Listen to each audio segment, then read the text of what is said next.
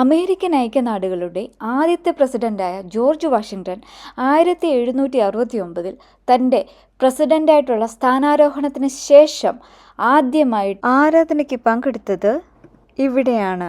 Trinity ചർച്ചിൻ്റെ ഭാഗമായ cent Paul's chapel. ഈ church സ്ഥിതി ചെയ്യുന്നത് ന്യൂയോർക്കിലെ മൻഹട്ടൻ സിറ്റിയിലാണ്. ഇതിന് സമീപത്തായിട്ടാണ് വേൾഡ് ട്രേഡ് സെൻറ്റർ സ്മാരകവും ഉള്ളത്. ഇതിന് തൊട്ടടുത്ത് വേൾഡ് ട്രേഡ് സെൻറ്റർ റെയിൽവേ സ്റ്റേഷനായ ഓക്കുലസും സ്ഥിതി ചെയ്യുന്നു. ഇതൊരു ചരിത്ര സ്മാരകമായിട്ട് നിലകൊള്ളുന്ന ചർച്ചാണ്. ഇതിന് ചുറ്റും കാണുന്ന സെമിത്തേരിയിൽ 1700കളിലും 1800കളിലുമുള്ള ശവകുടീരങ്ങളാണ് കാണപ്പെടുന്നത്. ഈ ചർച്ച് സ്ഥാപിച്ചത് 1766ലാണ്.